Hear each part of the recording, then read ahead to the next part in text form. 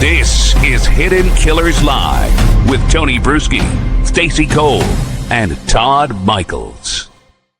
All right, today we are stepping into one of the most extraordinary and troubling cases I think that we've ever covered, and we still don't know most of the details. That's what makes it so damn elusive. It's the case that isn't just about one act of violence, but about what can fester inside a justice system when power goes unchecked. In September of 2024, inside the Letcher County Courthouse in Whitesburg, Kentucky, Sheriff Shawn Stines walked into the chambers of District Judge Kevin Mullins. It opened fire. We all saw it on video. Judge Mullins died there in his own office. The entire shooting captured on courthouse surveillance. Stines surrendered immediately. He's now indicted for the murder of a public official and awaiting trial, but that single moment didn't happen in a vacuum. 3 days earlier, Stines had been deposed in a federal civil rights lawsuit, Adkins versus Fields. That alleges a pattern of sexual exploitation and coercion tied to the very courthouse where the shooting occurred. In that suit, a former home incarceration officer has already pled guilty for SA, sodomy, and tampering. Plaintiffs allege some of the misconduct took place inside Judge Mullins' chambers. Stines was named in that lawsuit for alleged failures of supervision, though not accused of any sort of SA wrongdoing himself. After the shooting, body cam footage shows Stines distraught and paranoid, pleading not to be harmed. His lawyers have filed notice of an insanity or extreme emotional disturbance defense. Prosecutors are opposing bond and have not ruled out seeking the death penalty. At the time, women are now stepping forward publicly, some on the record, with journalists like Brian Enton describing how power, fear, and retaliation kept them silent for years. They've alleged ask for favors arrangements, threats of losing their children, and a courthouse culture that blurred the line between justice and exploitation.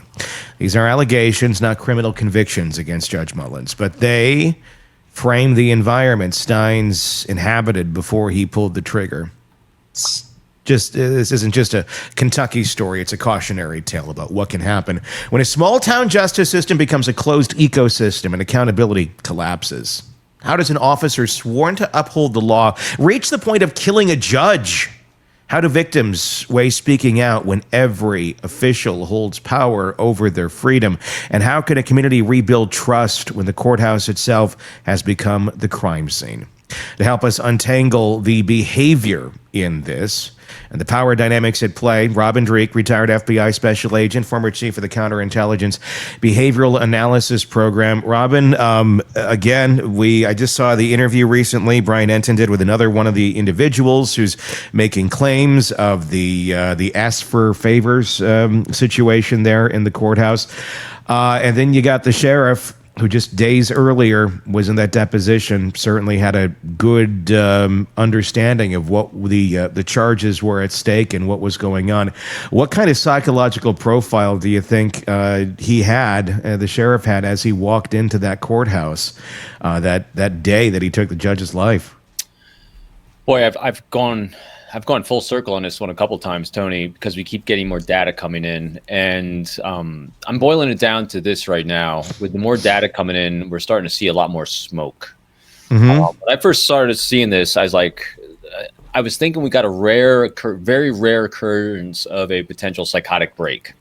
Mm-hmm. Because some data points are going in that direction because of patterns of his past behavior and all those things. But as we start, and as Brian Enton's doing a great job of seeing smoke, we might not have quite the psychotic break I was originally thinking, because psychotic breaks, typically if someone is having an episode, they're very random. The paranoia goes in there, which we're seeing some things with him wearing his vest and all those things that have been reported.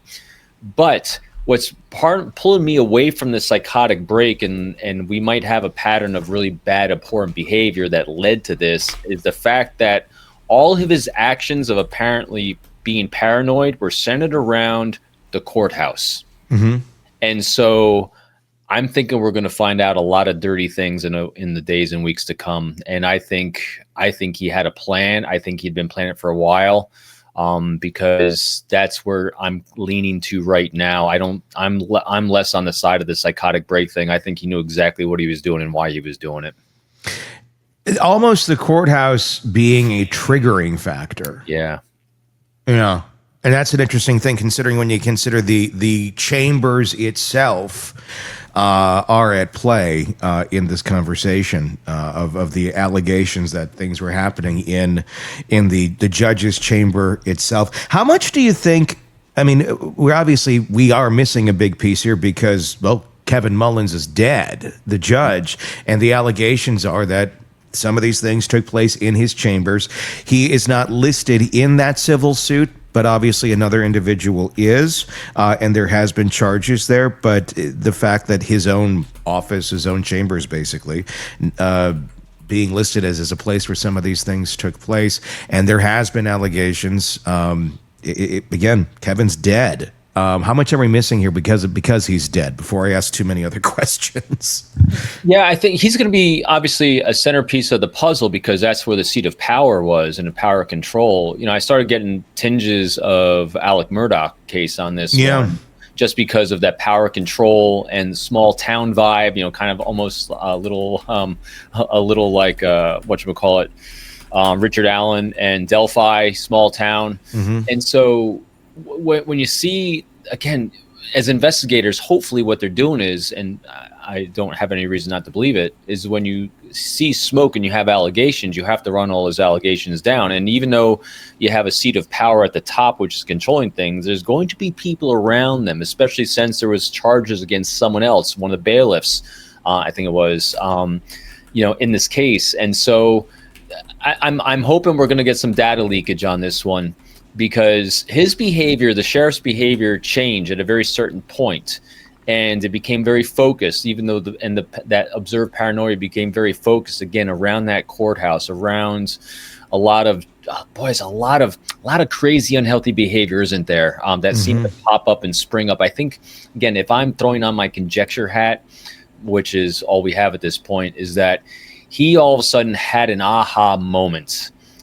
And when his aha moment happened, he then put on his investigator hat and took a deeper dive, and he didn't like what he found. And I think, again, pure conjecture at this point. But that leads me more to the plan rather than a psychotic break. Yeah. Robin. Yes, Stacy. So I've got a question, and obviously it's a very broad question. Do you think this is going on in other municipalities across the nation? Do you think this is a one-off? Do you think that there are elements of this, just based on what you've seen in your career, do you think that this is something that's going on in other communities, that there's just this bubbling cauldron of something that's about to blow in another community? So I don't think it's systemic, Okay. as a quick answer, because it's just not. But at the same time, the old rule of if you see one, there's probably 10 others. And so, and typically what we do here and what media does is it's easier to kind of find and focus on the abhorrent behavior. And one of the reasons we do that is so we can prevent it in other areas too, because in each case that we look at and examine, there's red flags that led up to this. And one of the things we do as both opinion pieces that we do, as well as investigative pieces that we try to, I think, blend the two together here, is bring light to it so we can prevent these things from happening in all the other cases. But that being said, I don't think systemic, because why are these things not systemic? Because a lot of people have to know, and by and large, as a species, we are good people. We want to do moral and ethical things. One of the reasons we have laws is to have accountability for each other, and we are a brother's keeper. And so in these larger municipalities, it's harder to do these things. But are there smaller areas where there's family control for periods of time? There's and a slow boiling frog, which a little bit of bad behavior here over a period of time escalating becomes more acceptable and more and more acceptable, until you have one person that finally says, I've had enough, or they move in from out of town and they're not part of that cult. And so, but again, long answer to, I don't think systemic, but do I think there's others? Yes. There's most, it's hard not to imagine there isn't others. It makes you wonder just, how much of it, they all kind of, when it happens, it comes to the surface at different times. It doesn't seem like this is coming to the surface because of any sort of other existential factors in society. I mean, it's more so other than, this event exposed it. That there already was an event that exposed it, the initial lawsuit that was filed, and then others realizing, oh gosh, we haven't heard a lot of anything from anybody within the law enforcement area, within the courthouse area, within anything of the legal judicial system, people who work in that building, basically. We've heard a lot from other people on the outside. A lot of women have come forward with these allegations of coercion tied to their legal outcomes. Why do you think it is that we haven't heard a lot of, I don't know, tampering that down if it's not true? You would think that if some of these things were not really going on, you would hear a lot more, that's not how our courthouse works. No, we hear like dead silence. It seems to be a lot of crickets about what actually goes on in this courthouse, from anyone who's working the front desk to, the judge. Yeah, what people don't say is almost as most importantly important as what people do say. You can learn a lot by what is said and what is not said, timing of all those things. And silence can be deafening and can be very revealing as well. And again, you can't jump to a conclusion, but you can also say we need to take a deeper look, because why isn't that happening? What's the goal and objective of not saying something? Is it because they're really well organized in their media releases and their publicity people, or is it because they're deathly afraid? Fear is always the greatest motivator of all of us. And it's what keeps people from saying things is fear. And then we rationalize our behaviors. So could all this be going on? It's possible. And I want to talk about that, the rationalizing of the behaviors. And I'm not saying like everybody in this courthouse is doing something wrong, but there's a lot of people, I'm going to assume, in that courthouse who have some knowledge of the wrongdoing, or at least the inkling of it. And it's like, well, what am I going to do about it? I work over here at the mail room, as if that's even a position anymore. But other ancillary parts around the building where they weren't involved in these things, but rumors travel, and you go, oh, I think I know that's going on. But there's nothing they could have done about it if they wanted to stay employed. Right. And there's that pressure to be quiet, because if you were to make an accusation and you can't prove it, well, then you're going to get sued. And so there's a lot of reasons to be quiet.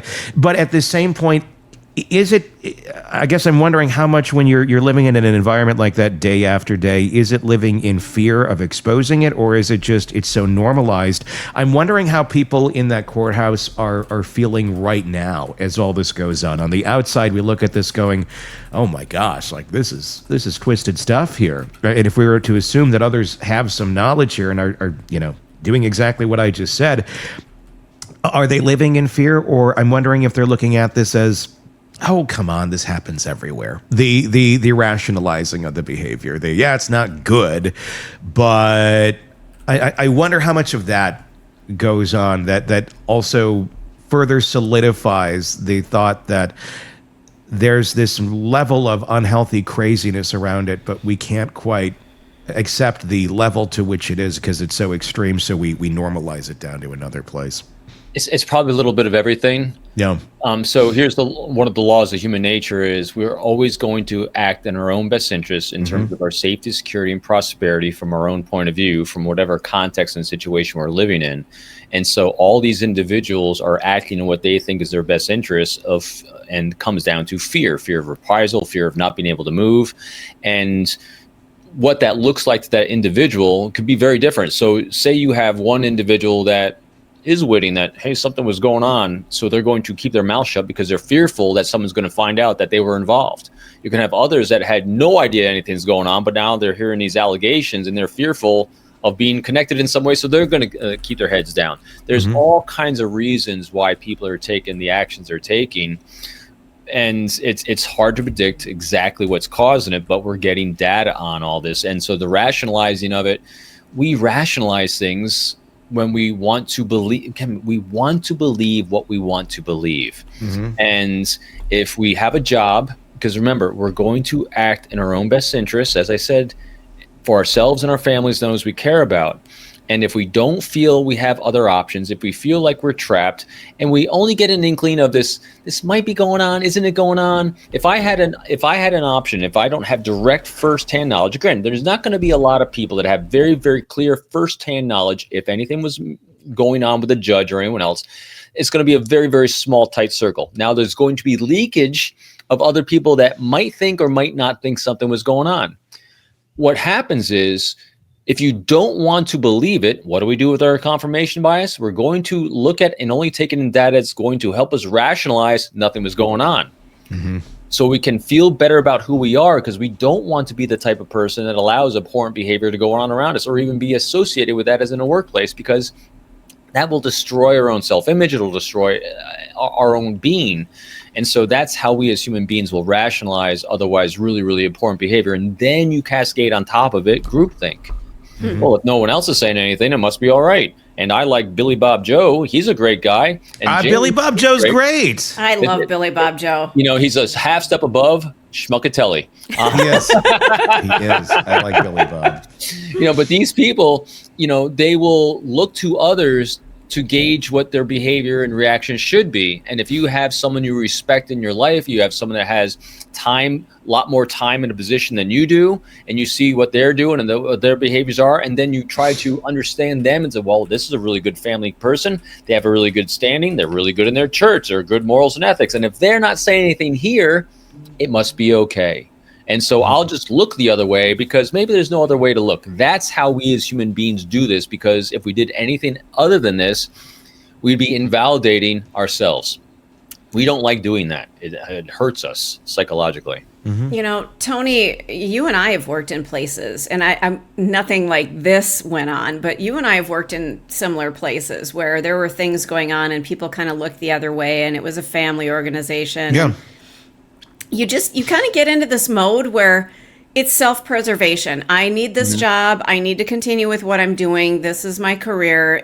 But yet at some point you do break. I mean, Robin, you're 100% correct. At one point the volcano just blows, and you got to go. You got to get out. You got to figure out something different because you can't tolerate it. But it's amazing how humans can just do the status quo because it's just easier. It's just easier.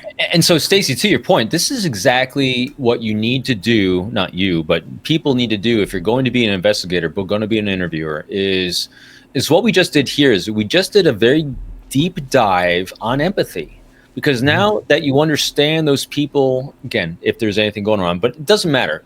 Regardless, they're going to be interviewing all these people in that courthouse. They're going to be interviewing people that are surrounding these allegations. And if you're going to go in and interview someone, you can't go in and interview thinking in your head, oh, if you let this go on, you're really a horrible individual and a horrible human being, and I'm going to sit here and judge the living hell out of you for this. Do you think the likelihood of you making a connection and them sharing with you all that was going on is high or low? It's extremely low. So you have to go in with an understanding of what would compel someone to not say something. Mm-hmm. Well, we just went through it. And then you can empathize with it. It doesn't mean you agree that it was the right or wrong thing to do. No. Just understand the decision process. We walked a mile in their shoes and said, hey, this is a really tough situation you're in. You know, what can we do together maybe to move the ball forward a little bit, to right some wrongs that others did, you know, together. So that's how we do these interviews. This is how we get to the truth, is always thinking in terms of what can I do to inspire someone to share the truth with me before they have an opportunity to deceive. And that's how you do it. You dive deep to understand them. And so that you don't do the worst thing in the world is take a look at some shame and say, hey, look at your shame. Now tell me everything. It never works. It doesn't work. They put up their walls even harder. Oh, sure. They reinforce those walls to keep you from getting the information you're looking for. I want to talk about the confirmation bias that could exist if the trial does take place there in Letcher County. I know they're talking about possibly moving it. And I think you can look at it from both ways in some perspectives, but I want to look at it this way because I don't think a lot of people are seeing it. One could look at it and go, oh, well, if this is happening in their town, then they're going to find him guilty no matter what, just because. I don't know. What I'm wondering about in the confirmation bias here is in this kind of small knit community, you don't necessarily want to believe these sort of things are going on. And a lot of the victims that you have here have criminal records, substance abuse issues, CPS involvement. They're not clean slates. And in no way does that mean that these people are lying or making things up. No, these are oftentimes the victims of these sort of things. But again, that's asking human beings to understand, psychology and think more than one thought ahead. That being said, you're going to have a lot of witnesses here that are again, I'm not trying to denigrate these people at all, but if you're on the jury and you're seeing them come in, some are gonna go, oh, they're kind of icky. They're kind of, I wouldn't do that. I don't have a record. I didn't have this problem. I didn't have that problem. And people will go for that sort of a bias. And I could see in some cases then discrediting them mentally, whether they deserve it or not, or just automatically doing that because, again, they don't want to believe this is going on in their own town.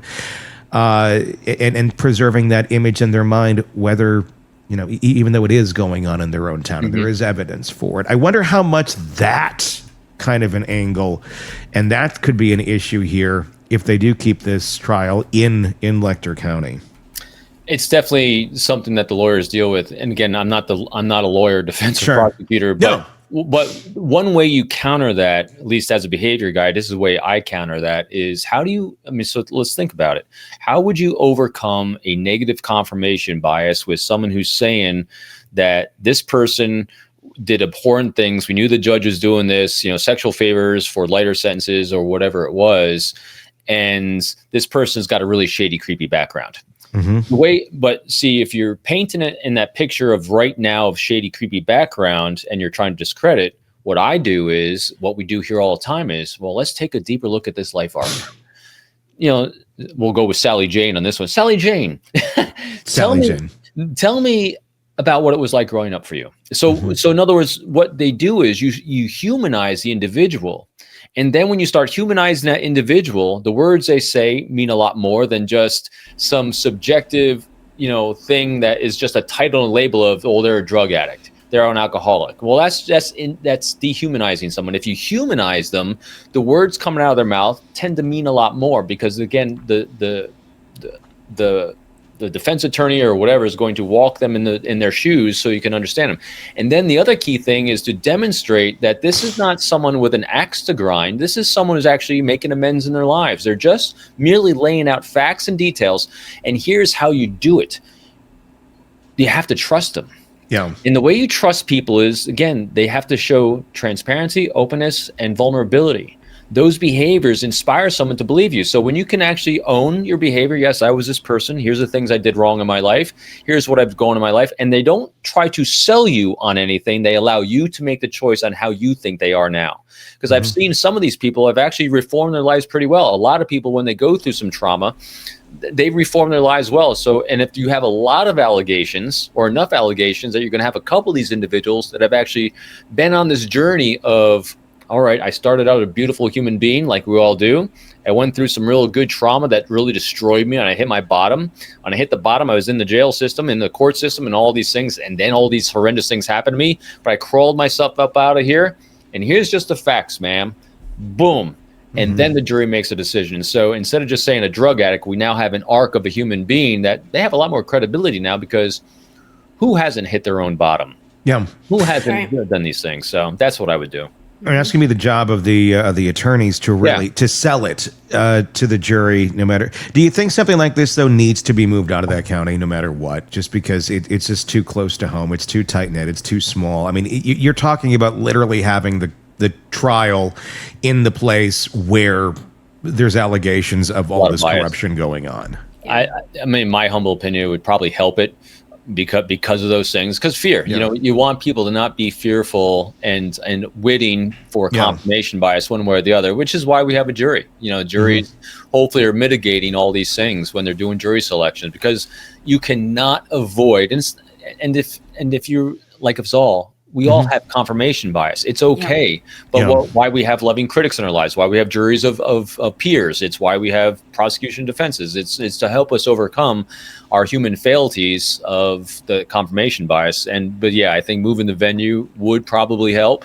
But again, I'm not the expert in that area. Yeah, I would. I don't know how you couldn't move the. You don't even have to. I would feel like in a case like this, if there's ever a case that calls for it, where the corruption is literally in the building, that you're going to try and get the case amongst pieces of the infrastructure that would have been in place for allowing some of this stuff to happen. And let's say they've cleaned house. Let's say it's all fresh and so clean, but it's still. The optics, all of that, it needs, they have to think about that. I mean, just think about this. Not making the attempt would also be pretty telling too, would it? Yeah. Yeah. But these people run into all of these people at church and the grocery store. And even if they did clean house, everybody knows somebody in this community. So even though it's a jury of their peers, I think there's still that pressure from the community that you want to protect the infrastructure that's been there for probably a century. Everybody knows everybody, And the level of personalization, like we said, if you have a personal relationship with someone and and you're going to rationalize because all it's going to take is probable doubt, in one person. It's I think it's a very tricky situation, but I definitely think it helps moving away from there as much as possible to get a jury pool with less knowledge of this. Again, everyone's going to know about it in that whole area, but just less I guess a better way to put it, less personal connection to this. What do you make of this? Several interviewees describe being warned not to report the misconduct. This is an allegation that has been made. And of course, I mean, there's, don't, because it, will ruin your, it wasn't just will ruin your reputation or no one will believe you. The allegation is that some were told they'd be found dead over a mountain. That's kind of that's a harsh one. That's a harsh thing to say to somebody after anything for any reason, but especially after you violated them in a horrible way. You talk about this. You'll be found dead somewhere. Sounds like the mafia, doesn't it? For a little bit. I mean, and I'm wondering, okay, just threats, or have they ever carried that out? I retrospectively looking on this, that kind of makes me want to look at suspicious deaths in the area over the last handful of years, like over the however long these people have been there, or even longer. Because look, I'm usually things like this just don't happen in a vacuum. It's not always just one person that decides to completely change the way that this ecosystem works. Usually in these judicial type systems, when there's systematic corruption or generational corruption, it's just that. It's generational. It keeps going. Well, the former ones did it this way too. Look at the new perks of the job you have, Mr. Judge. Wait, that's a perk? I mean, in some horrible way, if you have a very sick mind, some of these things, people are like, oh, wow, I can get away with this. It makes me wonder, would you are you suspicious at all about, if in fact that threat was made, about, I wonder if they ever did carry that out at some point in time, if there's some legitimacy to that threat? Yeah, it's definitely something I think they need to investigate that as well, because in order for a threat to be effective, it has to have teeth. And how do threats have teeth? Well, they have to have a past example of it being just that. When I saw that death threat as well, and even because this goes to the sheriff starting to wear the vest around and him making the claims that he feared for himself and his wife, his daughter, that seemed very odd to me. I think that's why people were looking at that whole psychotic break and paranoia. Maybe. Unless he found out something about those threats being actually very tangible, very real, because that's what gives things teeth and legs.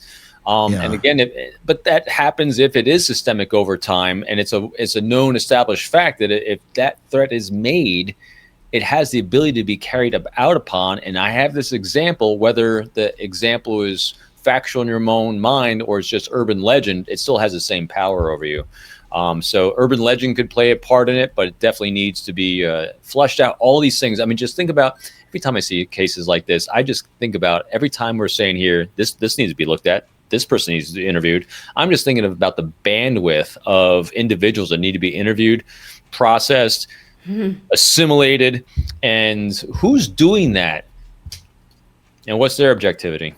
They'd have to call in outside people to do all of this. Just, 100%. I mean, haul somebody in, put up a trailer outside, and they literally, I can't talk, literally live there for like a year or two to interview people. There's no way that somebody inside this community can be doing the interviews. There's just no way. Yeah, there's just, this is just such a mess in that community.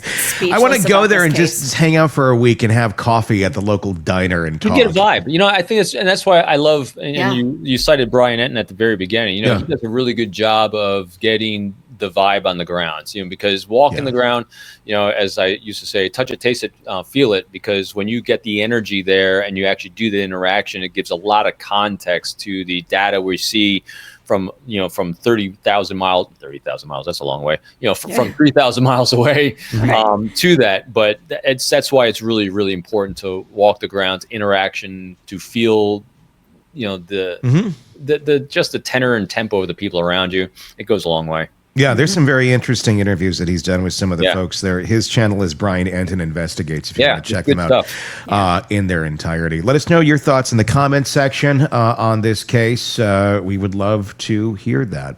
Want more on this case and others? Then press subscribe now and don't miss a moment of true crime coverage from Tony Brueski and the Hidden Killers podcast.